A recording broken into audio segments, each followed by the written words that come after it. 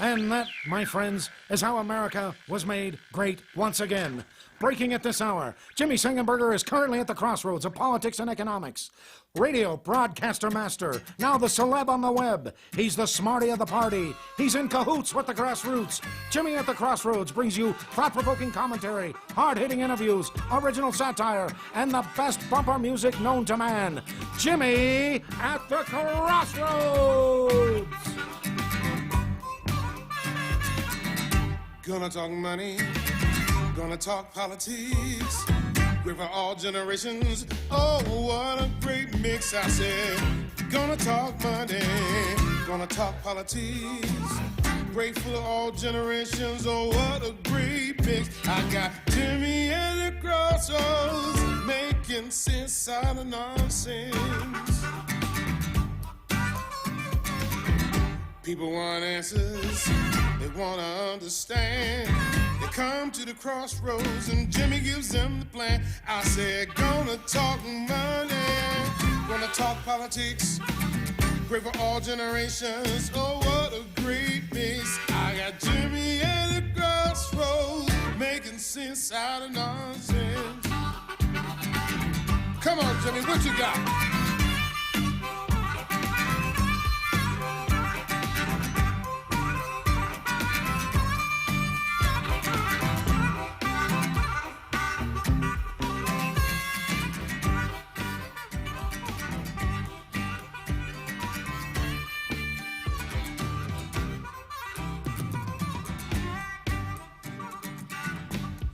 Hello, my friends, and welcome to another edition of Jimmy at the Crossroads on this Monday, June 1st. I am Jimmy Sengenberger, your host for the program.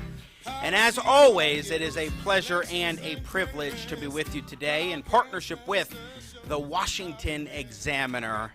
Thanks for joining us, being a part of the program and the show that brings engaging, intelligent talk, sang style, day in and day out, as we do our level best to make sense out of nonsense, which, got to tell you, right now it's kind of difficult. Kind of difficult to make sense out of nonsense, but we will indeed do our very best, even as the nonsense, literal nonsense, spreads across the country. If you have not subscribed to the channel, sure do encourage you to do so on YouTube, youtube.com/Jimmy at the Crossroads. Also on Facebook, Jimmy Sengenberger Media Personality is the place to go, or YouTube, facebook.com/Jimmy Sengenberger Pro. Also, I'm on Twitter at Sang Center. That's saying with an E, not an A, Center on Twitter. And, of course, be sure to follow our friends and partners at the Washington Examiner on Twitter, Facebook, and YouTube. Also, WashingtonExaminer.com and the Jimmy at the Crossroads website, JimmyAtTheCrossroads.com. So today we've got quite a show. We're going to talk in the beginning about what's happening across the country. At the bottom of this hour, we'll be joined by Alfredo Ortiz from Job Creators Network, which is an organization representing small businesses across the country.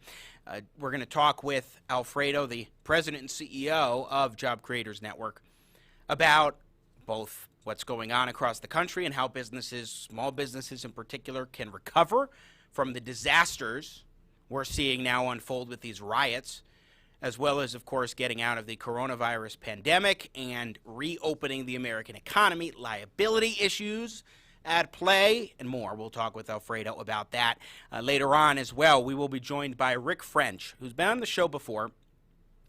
One of his roles is as co-owner of French West Vaughan, which is a PR firm, and their offices in Raleigh, North Carolina, were absolutely decimated over the weekend in these riots. We will talk with Rick French, one of the many, many business owners, hundreds upon hundreds now of business owners across the country who have just been torn apart by these riots.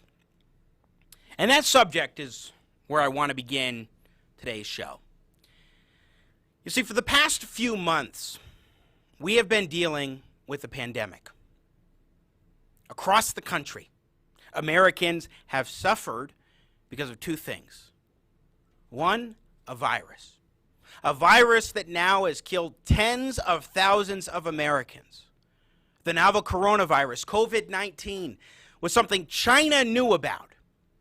But they, along with their cohorts at the World Health Organization, refused to alert the world that human-to-human transmission of this virus was possible and could put billions of human beings at risk. That virus has spread across the globe as a result. We've also seen a great deal of suffering because of government officials' reaction to the virus. They told us we had to shut down the American economy. We had to shut down our way of life in order to defeat an unseen enemy. In some parts of the country, these lockdowns are still largely in effect. In other parts, the reopening is only just beginning. But for months, we have been struggling with all of this. Told by elected officials and unelected public health bureaucrats alike that this was necessary, these lockdowns, these stay-at-home orders. You have to put your life on hold because that's the way to flatten the curve and save lives. And we trusted that. Many Americans were just okay with it. Most. For weeks. Fine with it through the month of April. Going into May, you started to see the uprisings, the protests, peaceful protests at capitals and elsewhere around the country of people who were crying out for help because their small businesses were being lost. 40 million Americans saw their jobs ripped away. Many Americans across the country are struggling with deep mental health issues. Children not going to school. And as a result, may be home in abusive situations. And their teachers at school are not able to intervene because they're not seeing what's going on with the children. We've talked with a healthcare executive who said that he knows someone who back in February was told, nope, we got to cancel your scheduled biopsy because it's not considered essential as a medical service. We can't provide it. I'm hoping she's gotten the biopsy since then, but as of mid-May, nothing had changed. In other words, people across the country have been told, you might have cancer, we can't check though. So much for catching cancer early. These are consequences that have come about because politicians, public health officials have said, we're focused on the virus and you must do this to stop the spread. And the reason that this is the way we needed to go about stopping the spread of the virus, trust us. We know that this is best for you. We're in positions of authority. Trust us. And for a long time, most Americans did. And then it dragged on. And people's lives were not only put on hold, but devastated. In economic ruin. And other health issues, mental and otherwise. Social problems. All sort of swept under the rug because authority told us we must shut down. And then what happened last week? Last Monday, a week ago today. One of those authority figures, the very same kind of authority figure we were told to trust during the pandemic and outside the pandemic, extinguished a human life in a senseless act. I can't breathe. Please, the knee in my dick. I can't breathe shit. Bro, get up, get in the car, man. I will. Get up, get in the car. I can't move. Now, we have had racial tensions in this country that haven't gone addressed, police issues that haven't gone addressed for many years now. And I think the visual that we all saw across this country helped Americans understand that who hadn't gotten it, myself included. And for a few days, we were all unified because of that travesty, because of that inhumane killing, murder on screen now. We can see it. Now, given racial tensions that have been going on and police issues that have been going on for many years, and then you have 2-3 months of people locked in their homes with no consideration for mental health and lost jobs and more, people recognizing they can't rely upon the government to provide for them. In fact, they shouldn't. So let us live our lives. It should come as no surprise. And we've talked about it before, especially with Baz Obaz as ex-CIA officer for months now, about the potential for civil unrest in this country, and it erupted mid-last week. It was the spark. The murder of George Floyd was the spark that lit the fire that many of us were hoping and praying would not happen. Only the scale that we're seeing is even more massive than I could ever have imagined. Let's put up some video of some of the riots that have swept across the country. Atlanta, Georgia, one of the places that followed. Minneapolis, Minnesota, which is where it all began, with the murder of George Floyd by Derek Chauvin, police officer, with 3 other officers standing by and allowing him to do this. So the protests and the riots began in Minneapolis, Minnesota, spread to places like Atlanta, Georgia, to a lesser extent here in Denver, Colorado, to Raleigh, North Carolina. We'll talk with a business owner from Raleigh whose business was just devastated. New York City in flames. Washington, D.C., the nation's capital, in flames. There are 3 lessons. 3 lessons we need to take away from the current crisis. Number 1, we need to address race and police. And as I write about in a local column for Colorado Politics today, I'm here to listen and to engage in meaningful suggestions, meaningful ideas on what to do. This is a national problem, but it's really localized. It requires local solutions that maybe can be spurred upon by national leadership. We do need to address race and police in America today. Moreover, riots are patently unacceptable. Destroying property means destroying lives if you are ripping away everything a business owner has as they're trying just finally to reopen their business after being told you had to shut down. There is no excuse, and it must be condemned, and more forcefully than a heck of a lot of elected officials around this country have condemned the riots so far. We need that kind of leadership. Later we'll show video of the mayor of Atlanta showing the kind of leadership other leaders should do, and I have to be honest, I haven't seen it from anybody I can think of. At any level, any political party like the mayor of Atlanta showed on Friday. And finally, the lockdowns and the absurdly slow march to reopening the American economy must end. This is proof positive that, as one friend told me, we need to rip the Band-Aid off and just get back to life and face our chances with the virus. And we need to do that because we must recognize that keeping people cooped up isn't working.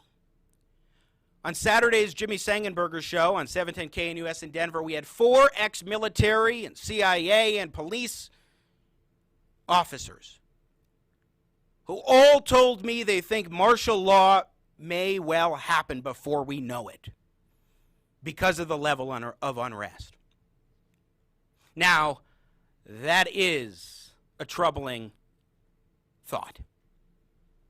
But we have to trace back the past few months and for years and recognize that it is time to address these issues, to reopen, and to make sure that we are all coming together as we were in the first couple of days after George Floyd was murdered.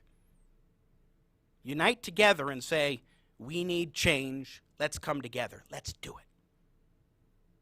There's an opportunity here. I suggest we all take it. We'll talk more about the riots coming up later on in the show. I'm Jimmy Sengenberger. You're watching Jimmy at the Crossroads in partnership with the Washington Examiner, making sense out of nonsense as best we can. In just a few moments, we will be joined by Alfredo Ortiz, President and CEO of the Job Creators Network, to talk a little bit about how small business can recover, particularly from coronavirus and the shutdowns, and also, of course, from the riots that are devastating small businesses across this country, liability issues, and more. Coming up here on Jimmy at the Crossroads in partnership with the Washington Examiner, I'm Jimmy Sengenberger.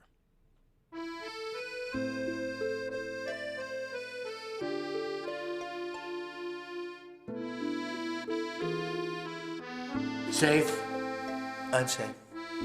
Very safe, completely unsafe. Extremely insanely safe. X Games unsafe. Who's there? What do you want? It's me, Arnold. Donald Trump, I need to ask you a favor. I need you to stop using my quotes and my movie titles in your speeches. When you talk to the public, it gives them the wrong idea that somehow I support you. I can do whatever I want. I am, after all, Commander-in-Chief. Ah, that's what I mean right there. You can't just blatantly rip people off. That is a movie that I was in, not you, me. I can do as I wish, as I totally recall. See what I mean? That was a great movie I did with Jamie Lee Curtis and James Cameron, and neither one of those two support you, and now you're using that. You can't keep on doing this. That's exactly media true lie right there.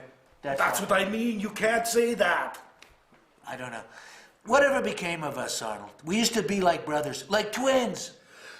That's the last straw. I can't take it anymore. There's something wrong with you. You must have something in your brain. It's not a tumor. Ah, that's it. That's it. That's from Kindergarten Cop. You can't steal that. You know what? You're fired. You can't fire me. I don't work for you anymore. I quit. I want you to get Pence on the line right away, Mike Pence.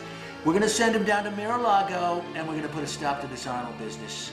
Tell him to run. Go. Get to the chopper. I heard that. Knock it off now, or I'll be back. Unlike you in 2020, I'll be back. Get him out.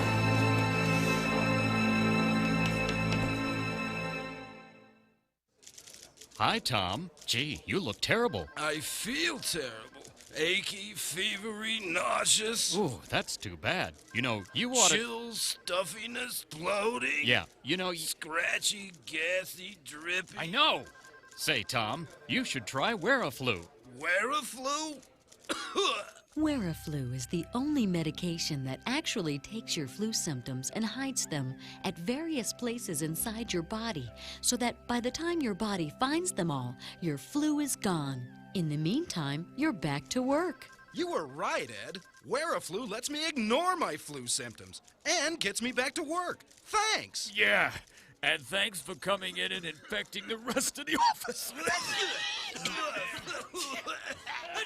Come out wherever you are with Wear-a-Flu. Take as directed. America's politics are crazy. The culture is in flux. That's why we work hard to help you keep up. More politics, more culture, and more access. We focus on the biggest stories of the day with some of the biggest names in politics and punditry. Go to our website, WashingtonExaminer.com. Subscribe to our YouTube channel. Be sure to follow us on Facebook, Twitter, and Instagram.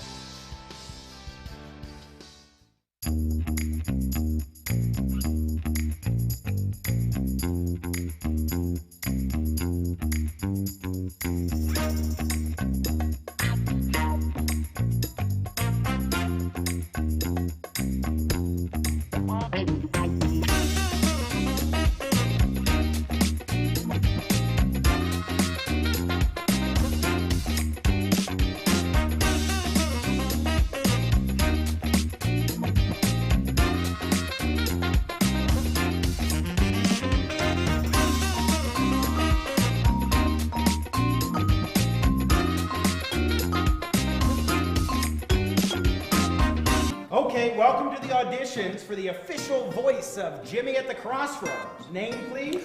Kermit the Frog. Okay, go ahead. Hi-oh, Jimmy the show host here. Next. Next! I told you they wouldn't go for it, Froggy! Hiya! And you are? Stewie Griffin. Can you sing a bumper song? Oh, absolutely. La la la la, la la la la. This is so beneath me. Thank you. Okay, next, previous experience in voice work. I was a duck! Next. Affleck! Okay, Dr. Evil, you're up. Okay, everyone. Welcome to Jimmy at the frickin' Crossroads. We invite you to watch for $1 billion. Mr. Simpson. Wait. Mr. Simpson. Who's talking? Mr. Simpson. What? Over here. Oh, hey. Let's hear the announcer voice. I can't do an announcer voice. Oh, but I can do Mr. Burns. Announcer guy, eh? Excellent. George W. Bush. I'm here to auditionify for the announcerification process there for Jimmy Mushroomburger. It's Sengenberger. Jimmy In-N-Out Burger. Next. And you are? The name is Doc Brown. Okay, go ahead, please. Welcome back to the Crossroads. I love your enthusiasm. When can you start? Last year.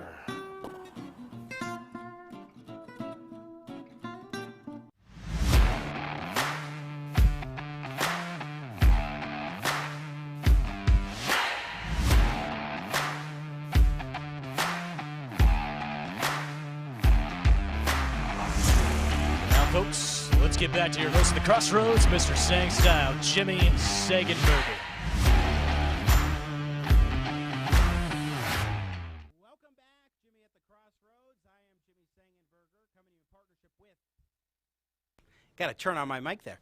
Welcome back to Jimmy at the Crossroads. I'm Jimmy Sengenberger, coming to you in partnership with the Washington Examiner. Such a pleasure and a privilege to be with you today. As always, thanks for joining us on this Monday, June 1st. We are beginning the 6th month of 2020 and, of course, facing very challenging times as a nation. As I talked about at the top, we need to focus on getting America back in action. No more lockdowns, no more shutdowns, get things reopened. But as we reopen and as we also come back from even more chaos and destruction, and trials and tribulations to small businesses across the country, medium and large businesses too, now from the riots sweeping across the country, what do we need to do in order to reinvigorate small businesses across America? And what about liability from coronavirus issues? We'll talk about that with the president and CEO of the Job Creators Network, Alfredo Ortiz, who rejoins us here on Jimmy at the Crossroads. Alfredo, sir, welcome back to the show. Jimmy, hello. Nice to see you again. I hope all is well with you. Personally, I'm doing well. I just feel for our country right now, and I want to start there. Small businesses in particular, Alfredo, have been struck hard by the pandemic and these government shutdowns of the economy, and now many across the country, we'll talk to one in the next segment, are just being devastated by these riots. What are your thoughts on Jimmy, this Monday morning? It's just a sad state of affairs right now. We've moved from quarantine to curfew now. And our small business owners are really hurting. I think many of us have probably seen some of the reports and interviews. Small business owner, I think in the heart of it in Minneapolis, was all geared up, ready to open June 1st today, had everything ready to go, and their business was torched. Really sad, interview and just hearing that. But really, the impact is still so broad from the COVID crisis that adding this on top of it is just, it's just so tough from a societal standpoint. But Jimmy, if we take a step back and we think, as a society, we've been shut down for 10 weeks. And that was one of the things we did a couple weeks ago, and we took an open letter out addressing Dr. Fauci on this, is about, you know, getting that second opinion basically in terms of the shutdown, because this is what we were concerned about, right? It was almost basically a tempest in a teapot, because when you have society shut down the way it was, and 41 million unemployed people, and really, you know, it looks like it's going to continue to get worse to the point where we're going to have 20% unemployment if we're not there already. You know, we have to make that tough choice, and we have to be able to move forward safely, but still move forward in an expedited fashion across the country. And I know there are a lot of counties that are still extending these quarantine periods. And I have to tell you, small business owners, I mean, Jimmy, if Pelosi or AOC or Chuck Schumer were only to be on some of these phone calls that I'm receiving, Jimmy, and texts, you know, people who I've, you know, frankly, in some cases are friends of mine for years, in tears over the loss of their business, literally out of no fault of their own, overnight, their livelihoods are gone, the livelihoods of their employees are gone. I was a small business owner myself. I didn't have a lot of employees. I only had a few employees. But I have to tell you, Jimmy, whenever something happens to you that impacts your employees, it really, really hurts. And seeing this all happen, and now, of course, unfortunately, you've got what's been going on over the past 5 days on top of the COVID issues. Boy, Jimmy, this is about as rough as it can get for our small business owners across the country. I think that's well put, and it is a very sad state of affairs, Alfredo Ortiz. And so as we look at the current crisis now, compounded upon the crisis we've been dealing with, that is to say the riots on top of the pandemic, one thing that strikes me is that they're guaranteed there are small business owners who left their businesses because of the pandemic requirements and left them unattended. And then suddenly, next thing they know, hey, it's torn down, or it's busted open. And they haven't been there. They weren't able to do anything to sort of act, not that they could have predicted this kind of thing, but maybe they would have been able to be more readily able to get back into their business and get things taken care of at the first sign of this kind of thing. It's just devastating when you put it all together. And your tempest in the teapot point is exactly the one that I've been making, which is that for months people have been cooped up in their homes, told you just have to wait and trust us. And then last week we saw one authority figure, not representing the vast majority of police, but one authority figure with 3 others standing by, taking somebody's life. And it was just the spark that lit the flame, it seems. Yeah, it really was, Jimmy, you know, and I have to tell you, you know, just watching that on TV, just really horrible, horrific, you know, and the saddest part about all of this is I think as America, I think we're all in violent agreement that what we saw was horrible and wasn't right. And I think we're all in agreement that those kinds of issues need to be addressed. You know, but it's now the simultaneous, basically addressing the need of these 2 separate issues, right? Where we have 41 million unemployed people. It's going to probably continue to climb. I wouldn't be surprised, Jimmy, if we see, you know, 45, 46, 47 million unemployed people. We need to get folks back to work. You know, again, if you go back to the letter that we put in the Wall Street Journal a couple of weeks ago, it was an open letter to Fauci. Again, these are the unintended consequences that we were very concerned about: domestic violence, drug abuse, depression. Just the other day, I saw a fact: Express Scripts, one of the largest pharmacy benefit managers out there in our country, has seen a 38% increase in antidepressants. 38%. I mean, Express Scripts is an enormous pharmacy benefit manager. So we're probably talking millions of people. I haven't done the calculation, but that's probably millions of people, Jimmy. How many of those people, unfortunately and sadly, are going to take their own lives, right? I mean, and this is a reality. I just saw something the other day, an estimate on that it could be 90 to 120,000 people this year alone that, due to unemployment, take their own lives. This is about, again, Jimmy, about as real as it gets. And again, we're trying to be as respectful as possible in terms of the folks and the experts, and Dr. Fauci's done a tremendous thing for our country. overall, but we're saying we gotta look at the other side of this now. So let's get to some specifics. Again, we're talking with Alfredo Ortiz, President and CEO of the Job Creators Network. What do we need to do?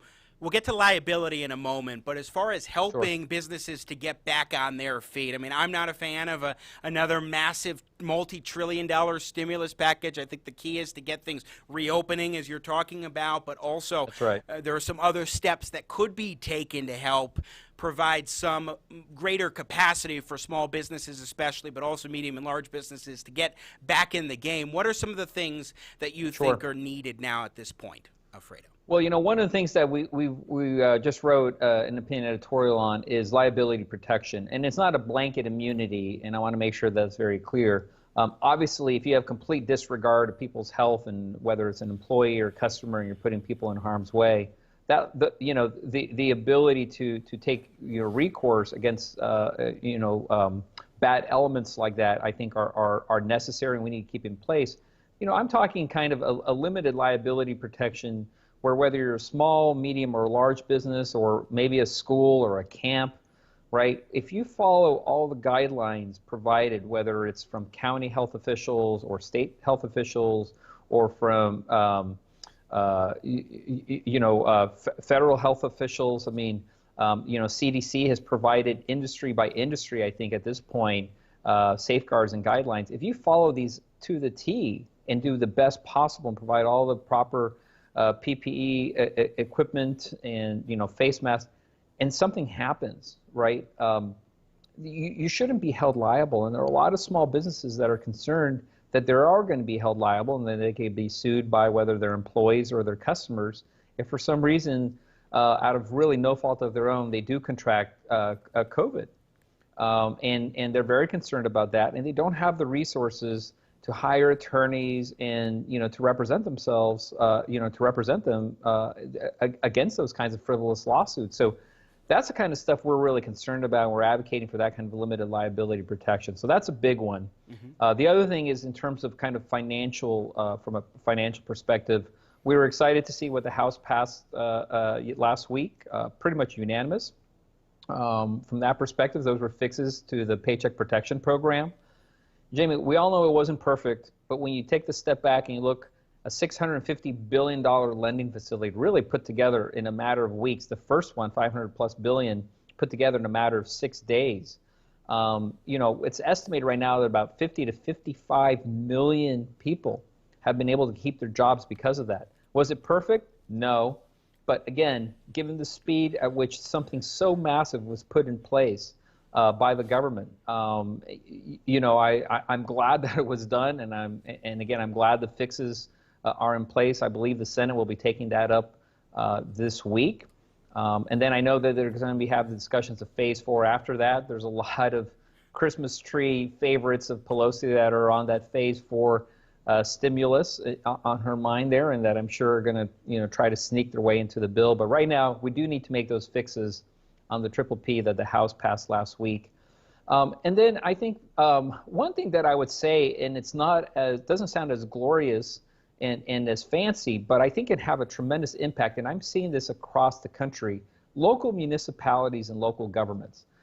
If you can continue to provide flexibility to these small business owners, especially restaurants, which have been extremely hurt, to be able to provide dining outside, where possible. A lot of restrictions from a lot of different municipalities would prevent that right now. And I'm seeing a lot of that easing up of regulations. We need to have regulations dropped as much as possible. Again, make sure safety is, kept in place.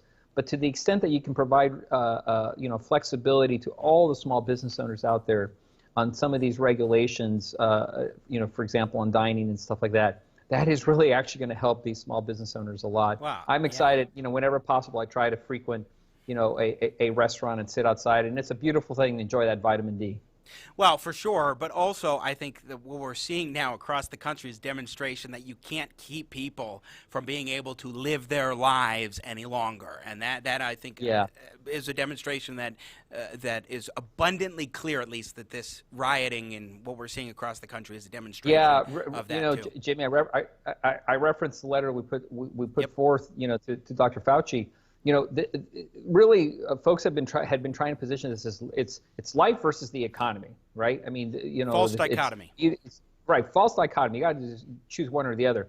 We position it as it's life versus life, and I really think this is what we're seeing. People are just saying, I need to be able to live my life, right? I mean, I think that's what I said, kind of the tempest in a teapot. I think that's what we're seeing, and this unfortunate incident, sad incident that happened, with Mr. Floyd, was just, really was the fuse. I think that really, unfortunately, was needed to make everything blow up the way it has been. I pray that as a country we all get together and we're able to have discussions around things that are serious in nature.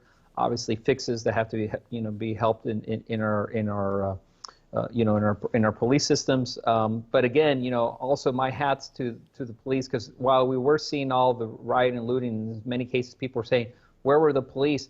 I really think police understood that personal safety really was paramount, and their number one priority versus property. Property can always be replaced by insurance and stuff like that. People's lives can't. And so again, we need to understand that this is a country that's hurting, and we need to be able to heal as a country. Wow. Both from the COVID and now from this. At the same time, and we'll talk with one small business owner in Raleigh, North Carolina in the next segment. He was there trying to stand by his business, had private security come in, was like, where are the police? People were there trying to defend their businesses. So lives were at risk. But your point is certainly well taken, Alfredo Ortiz, and I agree with you that we need to be recognizing that our police officers are doing so much to protect us during this time, and the vast majority are good people trying to keep the peace and protect life, to serve and protect. That is their objective. Now I want to talk about two other things. Well, actually, I want to expand on the liability protection again in a moment with a question, but first, payroll tax cut. We've heard that being talked about, floated by Trump administration officials and by others. What's your sense for that? Yeah, so thank you. I appreciate that. It was a perfect lead-in. That was one of my other last points here. The payroll tax is something we've actually been talking about almost since day one, since the shutdown. We really believe that this is something that we can put forth, and we can be very surgical about this. If we, for example, what we're recommending and promoting on this one, the idea is let's do a payroll tax cut for both the employer and the employee of all businesses that are 100 employees or under. So that means that we really are focused on those particular businesses, not the largest of businesses. And you know what, Jimmy, that actually would cover about 98.5% of small businesses. So we really believe that would be something that if we can implement it surgical, there should be really no reason why either side should have an issue with that. I think both sides, could be as supportive as they were on the bill that passed last week almost unanimously. I think that's something that can happen. And I tell you, for those, the 1099s, the self-employed that have to pick up both sides of that 15% tax, right? Because usually, if you're an employee, it gets split between the employer and the employee, 7.5% each. If you're an independent contractor, 1099, you're paying both sides of that. This would allow, for that 15% to remain in your pocket, and would be a huge opportunity for those folks. Yeah, I agree. Now, I would like to see it expanded to cover the whole economy in terms of the payroll tax cut. But the narrowly tailored sort of, as you say, surgical approach that you're suggesting with 100 or fewer employees makes abundant sense as a minimum a way to go about it, because, as you're saying, it would affect 98.5% of small businesses across the country and would have a tremendously positive impact in that way. So at a minimum, I'm entirely on board with what you're suggesting there. Now, Jimmy, I like moving the football a little bit at a time sometimes. So, fair enough, absolutely. I'm with you for sure. Let me ask you one more topic. I mean, you talked about this already before. Alfredo Ortiz, again, President and CEO of the Job Creators Network, the liability protection idea. Just two particular questions. One, you made some clarification about how this wouldn't cover everything, and there would be some particular instances where you would have liability protection as business owners. Can you expand upon that a little bit as to what would not be covered under this proposed liability protection? Because I think there are a lot of people like, whoa, you just want to cut businesses an entire amount of slack. You want them off the hook even when you can directly tie and say they did something wrong, this and that. So I think that's important to just kind of go over one more time. Sure. And then also, is it something that needs to be done at the federal level or at the various state levels? How are you looking at that approach, Alfredo? You know, that's an excellent point. I know we've been talking a lot about this at federal level, but my thinking is that I think we can get attorney generals and governors to cover this at state level. My thinking is that this is something that can be done from that perspective, and we don't have to wait for the federal government on this one. I encourage and urge all governors and attorney generals to really consider this, specifically when it comes to COVID, and specifically when businesses are doing their best. Look, none of us saw this coming. None of us knew what it was just 3 months ago. And the fact that businesses are trying to open up now, first of all, we know that needs to happen safely, but smartly.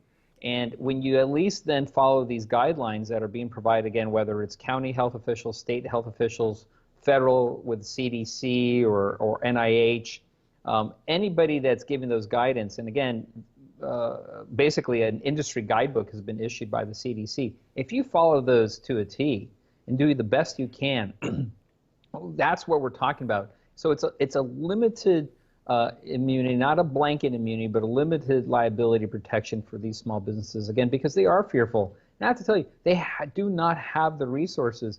I mean, just think about how much now they need to expend, for example, on buying all the PPE equipment, the personal protection equipment.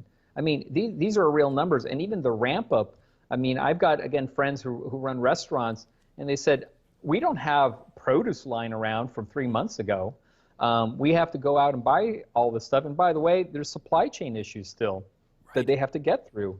And so to have then that liability issue just hanging over their heads, looming there, and having, you know, potential, you know, for these frivolous lawsuits. I mean, I have to tell you, Jimmy, it's a real fact. They're basically going in the order of all the priorities of stuff that I've got going on. They're just saying, I just hope that it doesn't hit me. But again, hope's not a strategy, as we know, and I think we can help these small business owners and take that one thing off their plate. Again, I think we can do this at a state level, though, and not have to wait for federal resolution on this one. Yeah, I would tend to agree. I think that this is probably even more the purview of the states anyway than the federal government. But I do understand the importance of making sure that people understand, hence why I asked you, that this wouldn't cover everything. This would be very specific. It would be more narrowly tailored, but it would provide tremendous relief to small businesses. So I'm right there with you on this one, too. That's right. Alfredo Ortiz, President and CEO of the Job Creators Network. Great to talk with you again. Thanks so much for joining us today. Absolutely. Thank you for the time. Appreciate it. Be safe. Thank you. You as well. Stay well, stay healthy, and stay safe. Again, Alfredo Ortiz joining us from the Job Creators Network. And I think they're right on the money on this one in terms of the steps. The payroll tax got at a minimum, those small businesses, but also the limited liability protection makes perfect sense. A lot of businesses are holding back because they're worried about liability issues vis-a-vis COVID-19. So I think that is, it's again, narrowly tailored, seems appropriate. I'm Jimmy Sengenberger. You are watching Jimmy at the Crossroads here in partnership with the Washington Examiner. In just a few moments, we will be joined by Rick French, who is a business owner in Raleigh, North Carolina, and his business was attacked, brutalized, just decimated by the riots in Raleigh over the weekend, twice, Saturday night, then again last night. Rick French will join us and give us an inside perspective on one business's experience in a town that has been just devastated by riots. Keep it right here. It's Jimmy at the Crossroads. I'm Jimmy Sengenberger.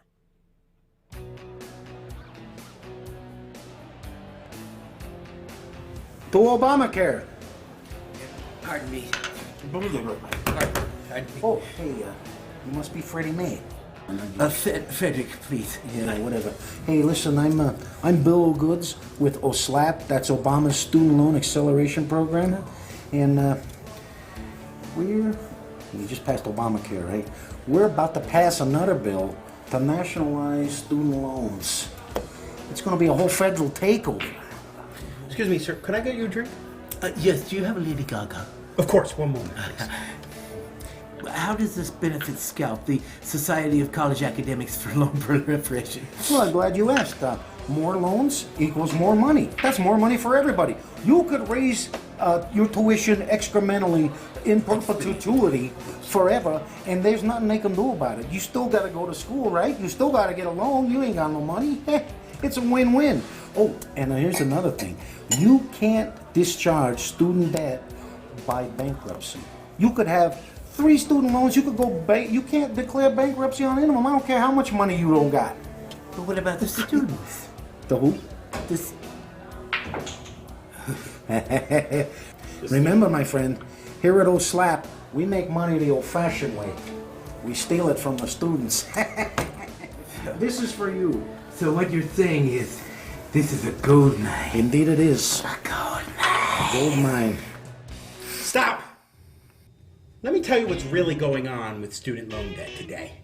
You see, in 2010, President Barack Obama nationalized the student loan system, tying it to Obamacare. At that point in time, student loan debt across the country totaled $800 billion. Now, about a decade later, that number has doubled to $1.6 trillion. This is particularly because the federal government keeps giving out the loans, which has allowed colleges and universities to blithely increase their tuition without any concern. And the federal government just keeps giving out the loans because guess what? If your borrower is deeply indebted with student loan debt, you cannot discharge that debt in bankruptcy. You're stuck with it for life. That needs to change, particularly because there's no risk to the lender. That means the federal government can keep giving out loans, and also there's no risk to the colleges and universities, so they'll just keep raising tuition regardless. There really does need to be a congressional action done to address this student loan crisis in America. And at the Millennial Policy Center, we have some great extensive research on how to do this, including some bills working their way through Congress. So log on to millennialpolicycenter.org today to learn more. Right on. Well, it's going to be a pretty good decade. Well, I think it'd be good. Freddie, let's have another drink. Oh, sure. Let me just...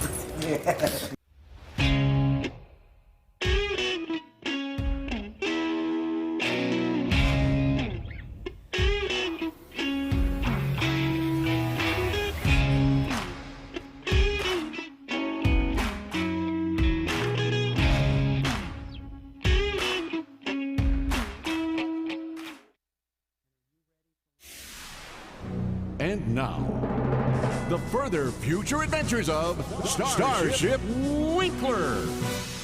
The captain finds himself up against a worthy adversary, a meteor maid. Oh, come on. I was only in there 2 parsecs. You can't double park here. You're in a twilight zone. I didn't see the signpost up ahead. Plus, your plates are expired. Hold on. I've got an idea. This is not the double-parked starship you are looking for. This is not the... Oh, come on, really? You're gonna try and pull mind tricks? What do I look like, a Gungan? Misa thought it would work. Here you go, Captain Schnook. Ah, womp rats. A summons? See you in court. You mean I gotta come back all the way across the galaxy? Oh, look. This is right in the middle of Ponfar. And if I miss it, it's another 7 years. Tough tribbles. Well, was the captain really parked in a twilight zone? Will there be a twist ending? Tune in next time when we hear... Look, maybe we can, work something out. What do you have in mind? A couple passes to the Space of Palooza Festival, free parking. I will see you in court. You will pay in full. Sign here, please. You will see me in court. I will pay in full. I have signed here. Thank you. Have a nice day. What the How does she do that?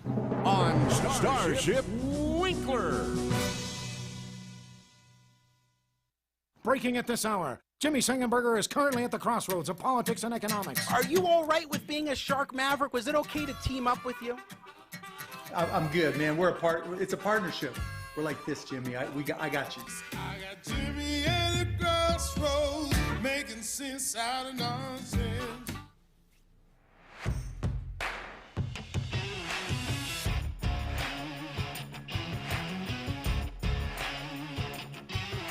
And Crossroad fans, let's welcome back your host of Jimmy at the Crossroads, Jimmy Sengenberger.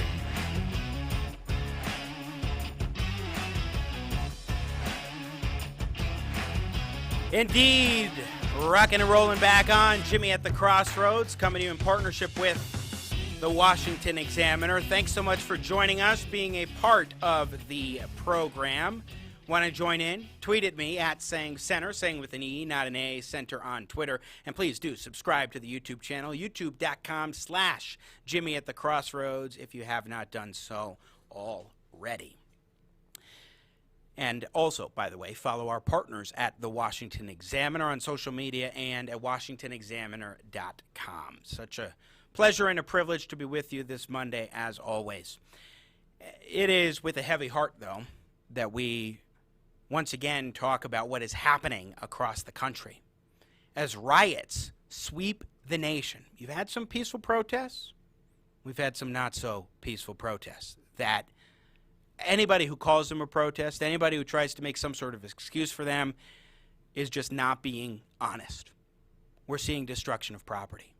For example, and let's show this clip, in Raleigh, North Carolina, not Minneapolis, Minnesota, as horrific as it is that has been the central location originally for these riots, but elsewhere in the country too, including Raleigh, North Carolina, chaos has ensued with mass destruction. See what's happening to some businesses there over the weekend. Peaceful protests turned violent as looters smashed through windows and doors of downtown Raleigh stores. Dozens of people broke into businesses, stealing clothing, merchandise, and even setting fires on Salisbury Street. Some shop owners stayed and pleaded with looters to stop. Moments later, Raleigh police officers threw tear gas to break up large groups of people, destroying buildings. But other protesters maintained peace to get their point across, holding signs. So that's a little bit from the streets of Raleigh, North Carolina over the weekend. One of the businesses you saw busted apart there is owned by Rick French, who is one of the owners of French West Vaughan, a PR firm. Also is co-owner of the Daytona Tortugas baseball team and a member of the Rock and Roll Hall of Fame, a film producer, and so much more. But Rick French joins us now for a perspective that I thought we all needed to hear. Rick, my friend, welcome to the show. It is so good to have you today. Despite the circumstances, I'm grateful for you sharing your story about what has happened to your business, and I'm so sorry. Welcome to the show. Well, thank you, Jimmy. I appreciate it, buddy. It's always good to be on with you. It's a little tough. Can you hear me okay? I want to make sure that I can hear you perfectly fine. Thank you. Okay, good. Go ahead, tell us what happened. Thank you for having me on. So you'll see behind me, I'm sitting in our lobby, the boarded up windows that you saw smashed in that video clip. I'm on the inside today. There's a little much noise outside with a lot of sawing and people boarding up their windows. You know, we had 2 nights of extraordinary violence and looting and rioting, and we suffered, as you can see in that clip, pretty serious damage Saturday night, and then again last night there was additional damage. So it's been a long 48 hours of I think the worst of humanity, but also the best of humanity. The number of volunteers that have come out to help board up windows and offer drinks and words of encouragement and delivering food to those of us in downtown Raleigh who were affected by this. It was hard to go through, but it's also nice to see the community rallying around itself to say that this kind of behavior is not okay. Well, Rick French, I was monitoring your social media, your Facebook page over the weekend on Saturday, just deeply distraught watching, and then it happened again on Sunday. And as I recall, Saturday you didn't see any evidence of police showing up to try to deal with the chaos. In fact, you hired private security, as I recall, to help address the situation and try to bring some safety to your own establishment. But tell us a little bit about the police presence or lack thereof. Yeah, there was none. This is hard because, I've been a member of the downtown community for 23 years and have invested a lot of time and energy and money in renovating a historic building to become our headquarters. And I think that the police orders were to stand down and not engage the rioters, and so therefore they were allowed to go unchecked with sledgehammers and bats, and that literally every single glass window in downtown Raleigh, bar none, is broken. They went through what they didn't do Saturday night, they went through last night and broke. They set fires in the streets. They tried to burn buildings down. The rioters went unchecked because police were instructed not to engage it and inflame the situation worse. So the business community was left to hang, and that's what happened. And the mayor is sorry, here another call. The mayor is a friend of mine. I love her and respect her, but she did not act quickly enough to put a curfew in place like some other cities did, and therefore protests were allowed to form. And as night fell, it just turned to unchecked violence. And my nephew is a former Raleigh police officer and SWAT team member who's now in another city. So he came with his firearms, flak jackets, and so on, and we protected the building against looters coming in all night on Saturday night until we could get it boarded up on Sunday morning. And it was difficult. It was scary. We were not sure if we were going to make it through the night the way that people were trying to come through the windows after breaking through them. We did. Fortunately, we were safe. I woke up Sunday morning after 2 hours of sleep and found pieces of glass that were from the shattered windows embedded in my forehead and my scalp and in a couple pieces in my arms. Oh, dear. Not even realizing through the adrenaline of the night that had happened. I knew it had been cut, but I didn't know, that I had it up in the forehead. So Sunday morning, I was cleaning that up before boarding the windows. So said it's been rough, but it's been rough in cities around the country. But as you said earlier, these are not protests. This is an excuse to riot. I support the Black Lives Matter. I support everything about that messaging, all lives matter. But what has happened in these communities after dark is not about protests, peaceful protests and having their voices heard. This is solely about an excuse to commit crime, and that's what we've seen here, and it's sad.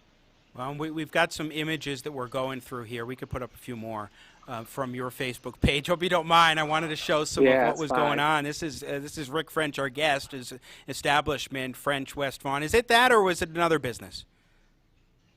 It was French West Vaughan. I your run pre-productions in a lot of companies that I own out of our headquarters here. We have a headquarters building that takes up most of a city block, and what you're seeing in those photos is old storefronts, but then behind that is just an entrance area, is multiple stories of buildings that houses our employees. So it's a little deceiving. It looks like a storefront kind of from the beginning. That's the look we wanted.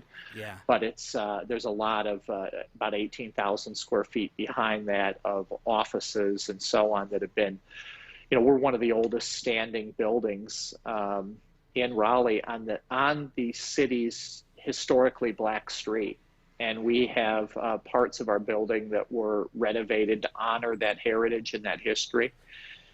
And none of that really mattered on Saturday or Sunday night. So it's I don't know I don't know what message you get across in burning down your community, in damaging your community, and in doing economic harm to the people who are trying to provide for a better quality of life for all people in our city. Well put. And I feel for so many of our businesses that, my business, a lot of our employees have been working from home because of COVID, but so many of our businesses have been closed due to COVID, especially the restaurants and bars that were just reopening. And literally there is not a single, and I mean this sincerely, there is not a single restaurant or bar in downtown Raleigh that was not completely vandalized and looted of all of its inventory. There's not a single store, retail store in downtown Raleigh that was not broken out and all of its inventory gone. These businesses that have suffered such harm economically over the last few months will not be able to reopen anytime soon. And it's just so sad. It's a war zone, and I don't use that term lightly. But to see it and see what has transpired, and we haven't had this is one of America's biggest growth cities over the last 2 decades. We've not had instances of protests and violence in this way. We've not had situations like what happened in Minneapolis. And there have been questions about police tactics as it related to a shooting of a man several years ago. The police produced evidence to show that he had a knife and was wielding the knife toward him. So I don't, look, I think we can't undo hundreds of years of social injustice here. All of us support the fact that the Black community needs a better voice and that they need to be heard in their concerns. And we as a business support that, but we don't support vigilantism and taking it out on companies and individuals that don't have anything to do, in my opinion, with that suppression of their rights. Quite the contrary. Well, I think that's so well put, Rick French, and you're very generous with your time. I have one more question, but I do want to make a comment that you're absolutely right. There's no excuse for this whatsoever. This is vandalism to the extreme. This was violence. I mean, we've seen people, innocent business owners beaten. We'll show some video coming up. We're seeing the looting. Businesses devastated, livelihoods lost, meaning lives are just being ruined because of this. And I just want to go back to the point that you raised a moment ago about the police presence just being absent until, I guess, maybe it was middle of the night last night. I think the news report said 3:30 on Sunday night into Monday that you finally started to see the police show up. There's the argument that police were needing to be looking at their personal safety and that it was just too intense to go down there. What do you make of that argument, especially as you had your own people coming in to provide some security as other business owners were trying to do, if not defend themselves? We had the benefit of having a police radio from my nephew, so he could listen in, and we were hearing AK-15 machine gun fire from AR-15. Not a machine gun, but you get your point, yeah. Yeah, going off. There were gunshots going off everywhere. The police were they weren't engaging. They were told to stand down and not engage with the rioters. And therefore, the rioters could see that the police, the few that you could see on the streets, were not going to do anything about it, and it emboldened them. And so as they went business to business, they were taunting police nearby to do something, and they would do nothing. So what they did is let them go through and essentially destroy the city with no intervention whatsoever.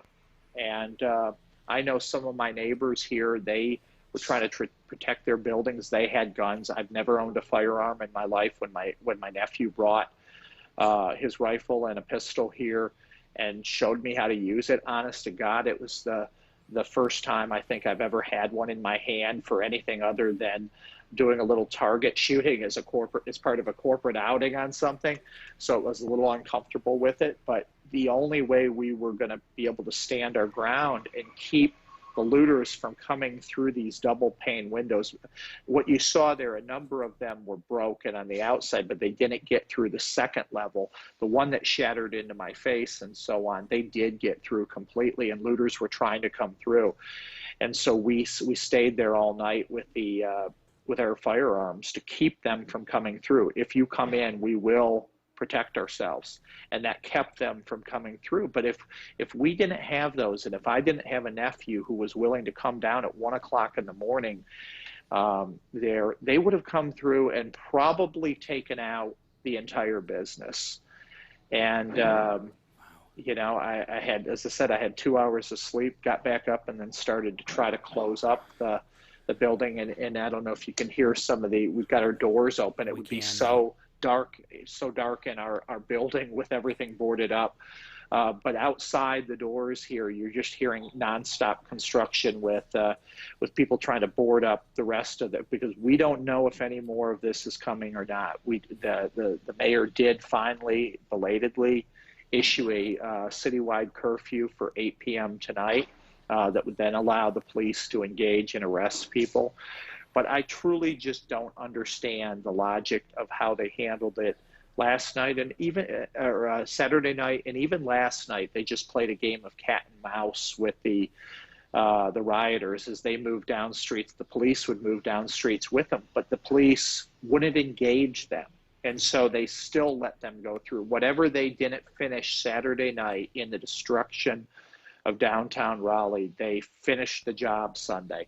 Wow. And there isn't going to be a business, a restaurant, a bar that will be able to open here, I don't think, anytime in the near future. And any businesses that were operating on a ground level is essentially out of business for the time being. And so sorry. I would have expected better support from our city leadership. And again, it's hard to say that personally, because I know. Yeah. Rick French is our guest live in Raleigh, North Carolina. Rick, you're cutting in and out just a little bit. I apologize. There was just a div leadership level with our governor.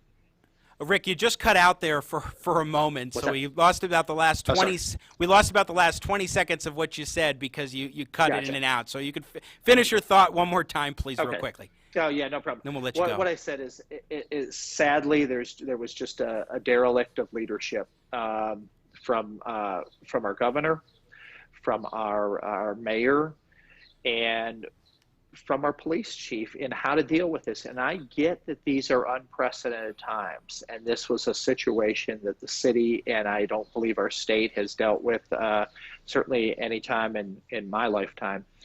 And so they were having to make on-the-fly decisions, but they left our business community to hang in this situation and didn't provide us any protection.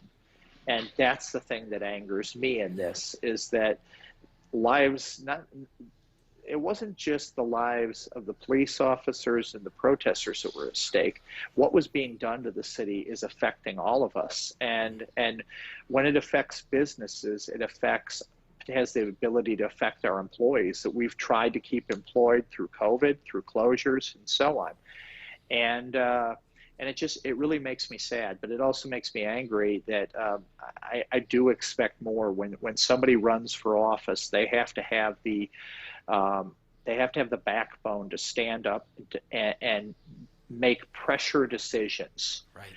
And I just didn't see that out of our city's leadership here, and we're all paying for it today. Rick French, you've been generous with your time. I kept you twice as long as we had talked about, but I so appreciate your, in spite of everything, you're so articulate at explaining what happened and your own perspective on it, and I so appreciate it. I hope and pray that things calm down tonight, that the police are able to get things under control with the curfew. I know in Denver, where we're broadcasting from, Denver on Saturday night and on Sunday night both had 8 p.m. curfews, and while things got more tense last night than Saturday, it did definitely help, I would have to say. So I hope that that works in Raleigh as well. My thoughts are with you and your community, and I just so appreciate what you went through is unspeakable, and countless Americans across the country are going through the same thing as leaders around the nation fail to step up at this time of need, along the lines of what you were saying is happening in Raleigh and North Carolina. So thank you and best wishes to you. Best of luck. God bless you, my friend. Thank you. Stay safe. Rick French again joining us, one of the owners of French West Vaughan, whose business just absolutely devastated. We saw the pictures. Throw up, Nathan Matouche, throw up a couple of the pictures, please. Producer extraordinaire. Show him one more time. This is his business, his establishment. And he said Saturday night he slept with glass in his skin, in his... I mean, it is stunning to think about the lack of leadership that we are seeing all across the country. I have to say it is good, although I see some issues with how Denver has handled it. Denver, Colorado has done a better job in terms of having a curfew and enforcing that curfew the last couple of nights. But the real leadership, I want to play this clip. This is a longer one. But I want to play this clip of Keisha Bottoms. I think that's her name. Keisha Bottoms, the mayor of Atlanta, Georgia. Which, I mean, CNN Center, CNN of all places, was attacked in Atlanta, Georgia. Chaos was ensuing on Thursday night into Friday. And this was the mayor, Mayor Bottoms, who brought together civil rights leaders and rapper Killer Mike and others to appeal, to plead for calm, to plead for people to get their senses together. And this was true leadership. I want to give you a taste of it, especially in light of what we just heard from Rick French. I am a mother to 4 black children in America, one of whom is 18 years old. And when I saw the murder of George Floyd, I hurt like a mother would hurt. And on yesterday, when I heard there were rumors about violent protests in Atlanta, I did what a mother would do. I called my son and I said, "Where are you?" I said, "I cannot protect you, and black boys shouldn't be out today. So you're not going to out-concern me and out-care about where we are in America."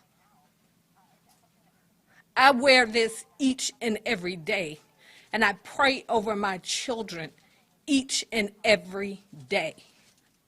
So what I see happening on the streets of Atlanta is not Atlanta. This is not a protest. This is not in the spirit of Martin Luther King Jr. This is chaos. A protest has purpose. When Dr. King was assassinated, we didn't do this to our city. So if you love this city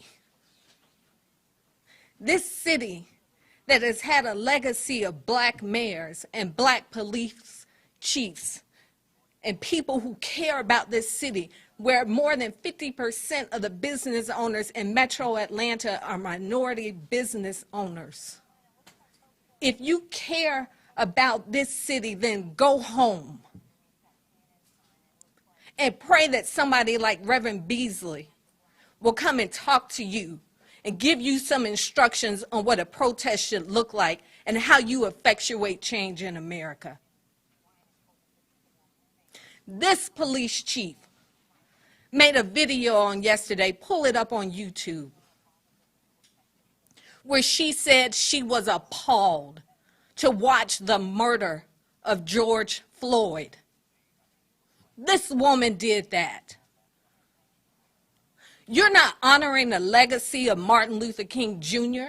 and the civil rights movement. You're not protesting anything running out with brown liquor in your hands, breaking windows in this city. T.I. and Killer Mike own half the West Side. So when you burn down this city, you're burning down our community. If you want change in America, go and register to vote. Show up at the polls on June 9th. Do it in November. That is the change we need in this country. You are disgracing our city. You are disgracing the life of George Floyd and every other person who has been killed in this country. We are better than this. We're better than this as a city. We are better than this as a country. Go home. Mayor Bottoms of Atlanta, Georgia.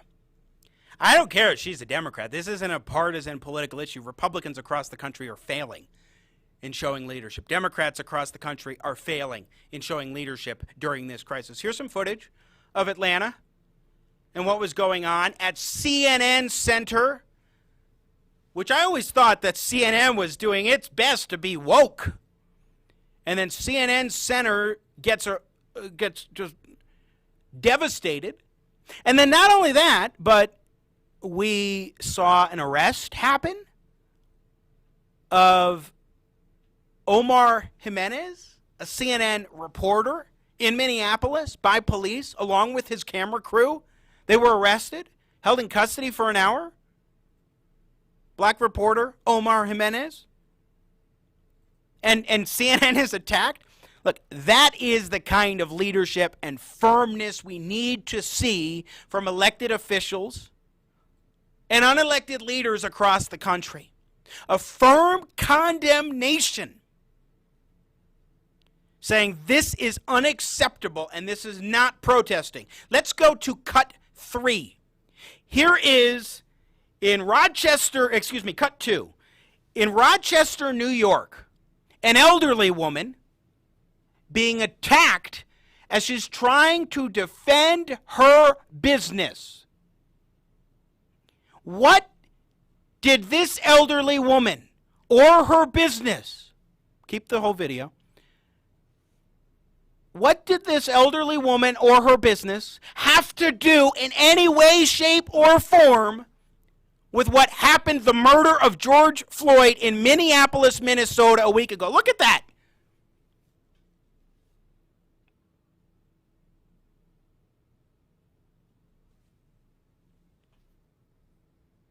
That's what's happening, and I should have given a clearer graphic warning because this is graphic.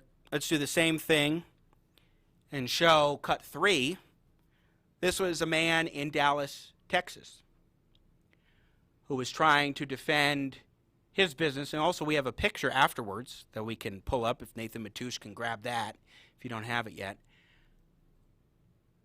Man there being beaten in Dallas, Texas after trying to fend off so-called protesters as they were going after his business, and he tried to fight back, reportedly with a sword. But hey, if that's what he had to defend his business, here's the man being tended to afterwards.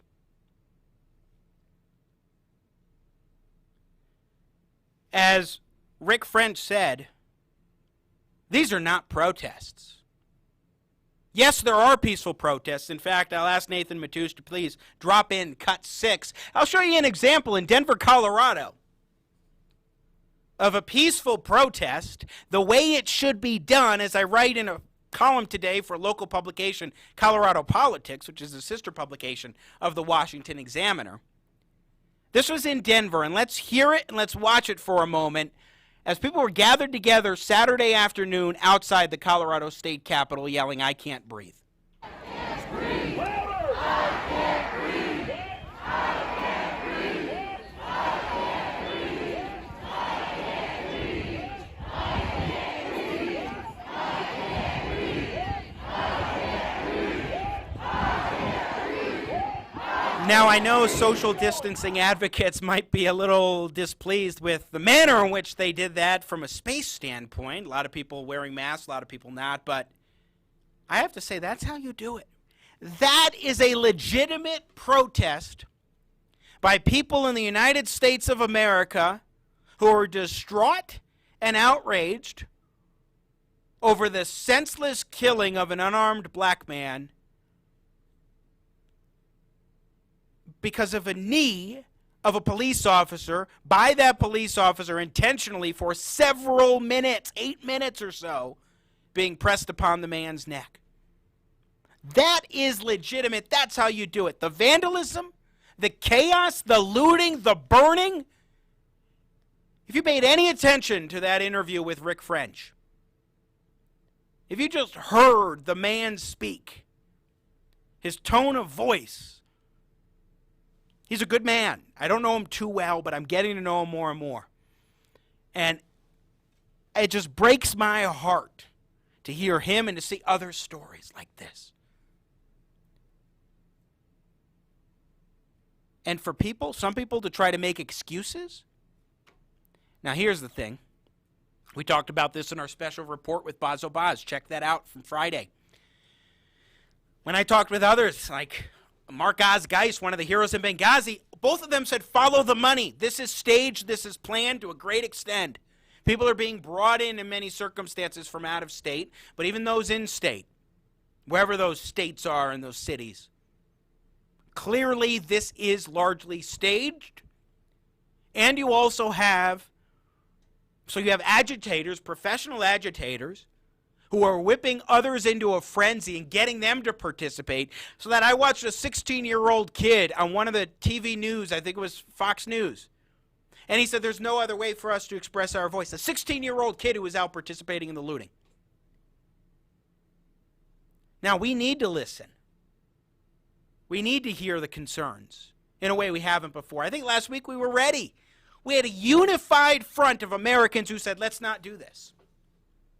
Let's not allow this to happen in our country like what happened to George Floyd.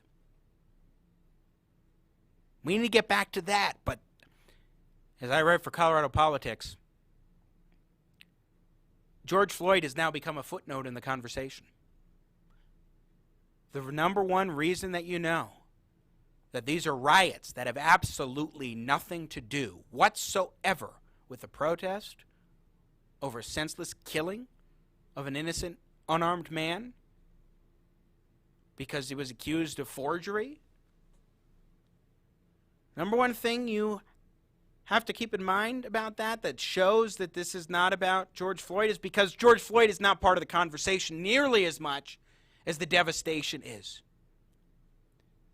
We'll get to Nathan Matoush here in just a moment, but I just want to share this one thing. That if you truly want change, if you truly believe that what happened to George Floyd was murder that is inexcusable and we need reform, speak up with your voice, not with a bat, not with a gun, not by stealing, not by beating, not by setting banks and post offices and police precincts ablaze so that they burn to the ground, as literally has happened. A courthouse in Portland burned. Anybody who does any of that spits on the memory of George Floyd, and it is disgusting, and it is wrong. Nathan Matoush is our producer extraordinaire. I wanted to give him a few moments here. Nathan, I'm a little fired up, but I think understandably so, especially hearing the story from Rick French and then you seeing the video and all this. It's so sad, my friend. Yeah, Jimmy, it really is, and thanks for having me on. And I'd first like to say, Put yourself full screen, my friend. You're welcome. You're welcome to take the spotlight here for a moment. Go ahead, by all means. Bet.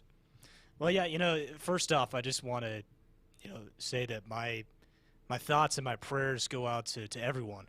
I think here in this difficult time, especially Rick French, and what happened to him and his family and his business and just people around the country, hurting right now. With division and riot in the streets, and my heart is hurting right now for everyone. Police officers, for people of color, for American citizens that have to go through what we're seeing right now. And I think there comes a point where these aren't protests anymore, like we were saying, like Rick French was saying. These are matters of division. And what we're seeing, these riots, is dividing the people even more. And it's dividing our country even more. And what you were saying about the protests, too, here in Colorado, and I happened to come across a few great protests as well, actually, with police officers standing with the people of color, standing with the Black Lives, standing with the people of the Black Lives Matter movement. And to me, that was very special, seeing that. And that's a way how I think that we need to come together in this, not through division, not through all that we're seeing. You either, whether you're a Democrat, Republican, police officer, or person of color, I think this gets fixed in the middle, and with the grace of God as well.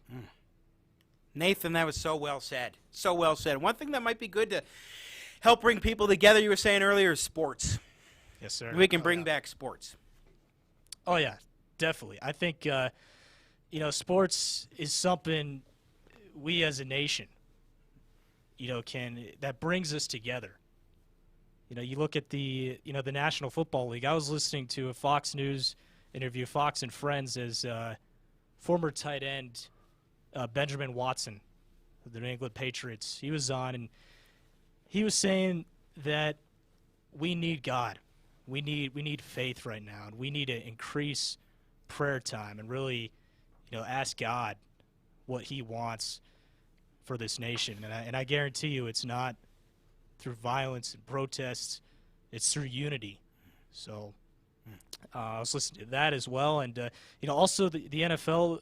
To note that the NFL is 60% black, and seeing those players connected on the field is incredible. That's what brings American people together. Look, sports and music both. Music and sports broke barriers of race in incredible ways. Rick French working on a new film, the Buddy Holly story, a remake.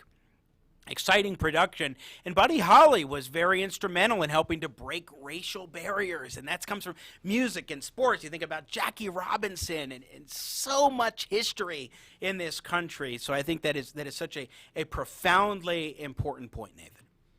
Oh yeah, definitely. Jackie Robinson, and it's segments like this, Jimmy, that are going to bring people together, my friend. I certainly hope so. And like you were saying, I'm a big jazz fan, too. I used to play the saxophone. That music is just, it's unifying.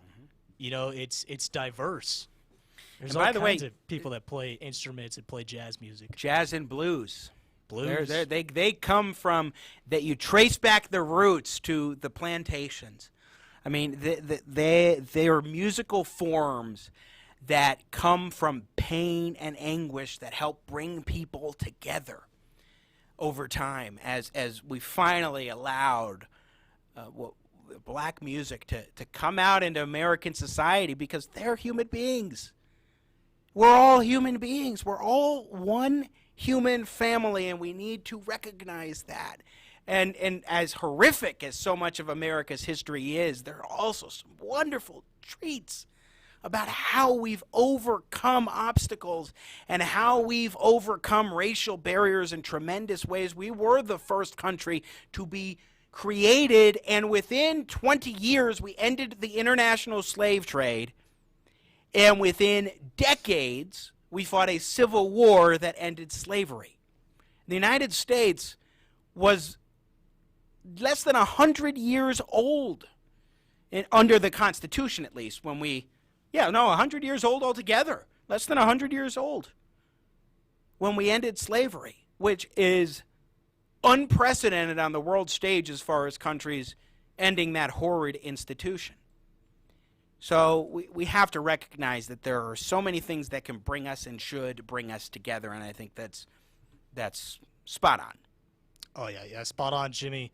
Well said, and that's exactly right. Like the mayor of Atlanta was saying, Martin Luther King Jr., he didn't desire this. Rioting in the streets, setting cars on fire, breaking innocent people's businesses, violence. I mean, that's not what MLK said. That's not the United States of America, what we're seeing. No, it's not. And you know what? I think that's the right note to end on. Nathan Matoush, producer extraordinaire, working the Matoush magic. Good job today, my friend, and great comments. Thank you. Hey, thanks, Jimmy. We're looking forward to bringing music back and bringing back sports. Absolutely. Nathan Matoush, everybody, producer extraordinaire, working day in and day out the Matoush magic. That is it for us today. We will be back tomorrow. Pete Hegseth from the Fox News Channel, Julio Gonzalez. We've got some great conversations coming up. Dinesh D'Souza later this week on Friday. We will keep this thing going. We will stay with it all together. Get through this. We will get through this. Thanks for joining us. Stay well, stay safe, stay healthy. Thanks to Alfredo Ortiz and Rick French and Nathan Matoush, our partners at the Washington Examiner, and you for listening and watching. Please be sure to subscribe to the YouTube channel. And as always, and especially now, may God bless America.